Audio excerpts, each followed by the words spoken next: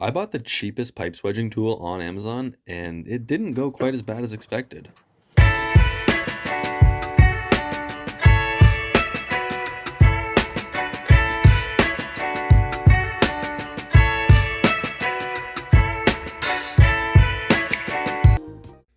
If you're not sure what a swedging tool is, this is a traditional swedge kit.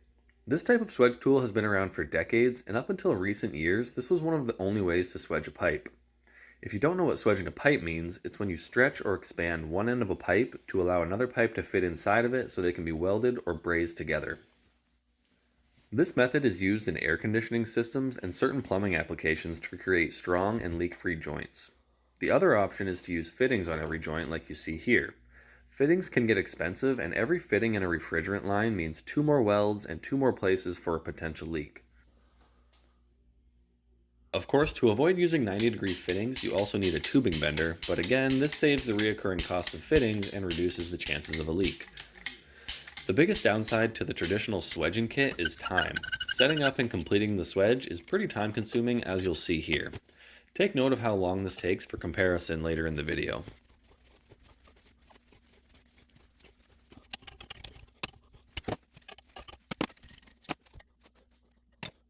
Okay, let's get right into it. This is going to be my first look at the Amazon swedge kit. Jeez, that thing's pretty thick. Look at that. That's a lot thicker than I thought it would be. That's like a good 1/4 inch thick on that one. That's the 3/4 swedge.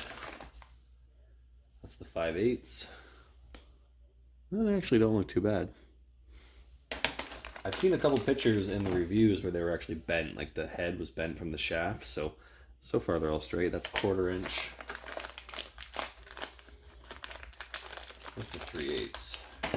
3/8 is the one I want. 3/8 and 3/4 are going to be the two that I use for the most part. That's the most common refrigerant line size that I deal with, so mostly going to be testing these two, but yeah, they actually don't look too bad. They're pretty straight. They're good and thick, especially that one. That's really thick. So we'll try them out. If they work, they're definitely going to be faster than the old school way of swedging a pipe, so let's try it out. Okay, we're going to try the 3/4 first. I'm definitely going to put some gloves on for this because the pipe gets crazy hot when you shove this thing in there at a couple thousand RPM. So if you're going to use these, definitely wear gloves. The pipe's going to be super hot. That looks like it's going to be a bit of a chore. Definitely a tight fit. So if it can do the 3/4, it can definitely do the 3/8. But we're going to start with the big dog. Let's see how straight it is. Looks pretty straight. Okay, here goes nothing.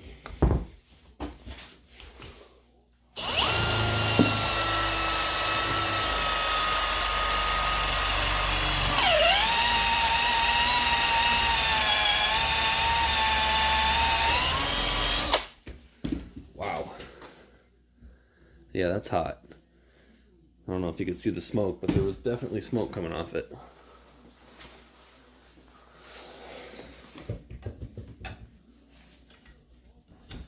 Oh, it works. The pipe fits. Yeah, she's hot. Okay, well, one down, I guess. It left a little bit of copper residue on the bit. Took a little paint off for sure, but everything seems pretty good. It's still straight. It didn't break. I could definitely, braze that. That's a pretty acceptable swedge in my opinion. It's not bad. We'll do another one.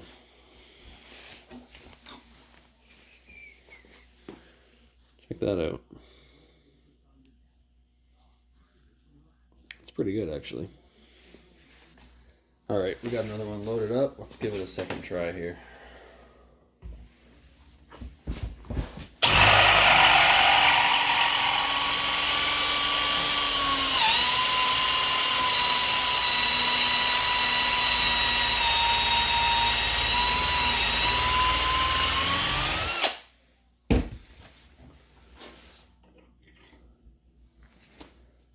Yeah, that works pretty good.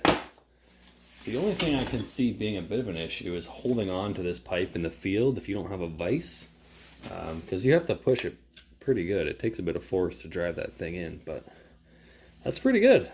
I'm surprised actually. Let's try a 3/8. I think that should be no problem. All right, we got the 3/8 pipe loaded up. Here's the 3/8 bit. Again, spins pretty straight. I would always deburr pipe like this if I were going to swedge it. Let's see if I can get that to focus. Yeah, you can see it's got some burrs on it there, so I would always deburr this, but in the description it says this tool deburrs it for you, so the last two came out pretty good. I want to see how this one comes out because it's got a pretty big burr on it, so let's give the 3/8 a try.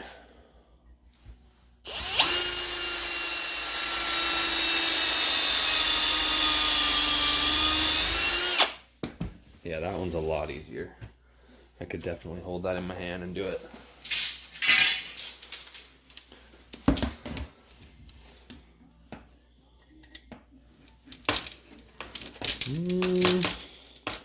That one's a lot tighter fit. Oh, there we go. Yeah, it does fit. A little tighter than the 3/4, but it does press in there.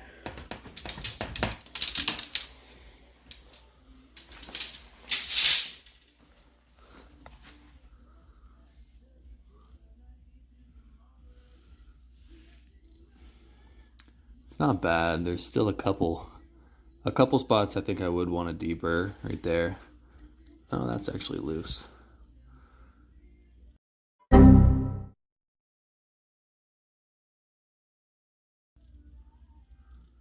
Did send a piece down inside. So you'd have to be careful of getting scraps of copper in the pipe. You'd want to face this down, I guess, while you were doing it, so you didn't drop scraps in there.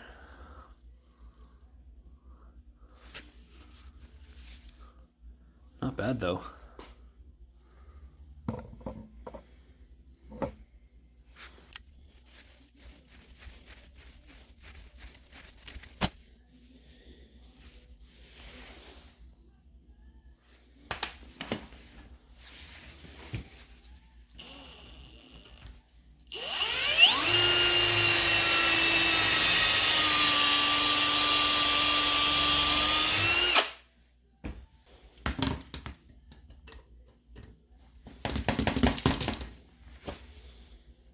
Yeah, again, pretty good fit.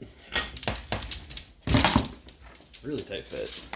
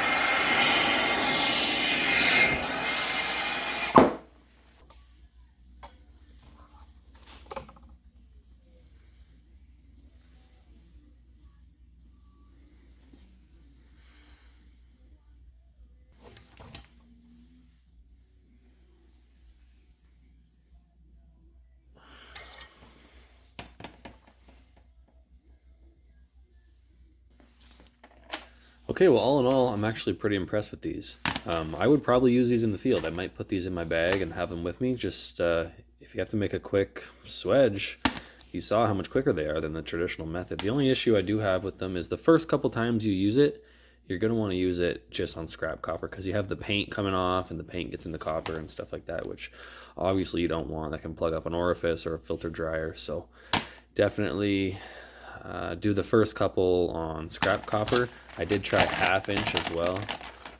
Did a fine job. Don't think I'll really use the 1/4, but these two could come in handy for the odd job. Like I said, most of the work I do is on 3/4 and 3/8, so Yeah, I'm pretty happy. I will link them down below. I'll put a link to Amazon. These were $20, so for 20 bucks, even if you got one season out of these, that's not bad in my opinion. Get some flares out of them, or sorry, some swedges.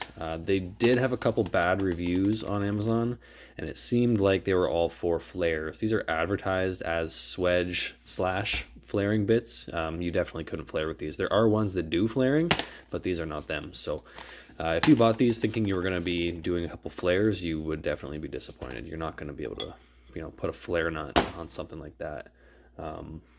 There are ones that say they can do flares. I don't think I would really rely on something like this for a flare. I think I would want to use the traditional method, something a little more precise. But let me know what you think. Let me know if you would try these. I think I will throw them in the bag and just take them along with me. See where they come in handy. So as always, thanks for watching.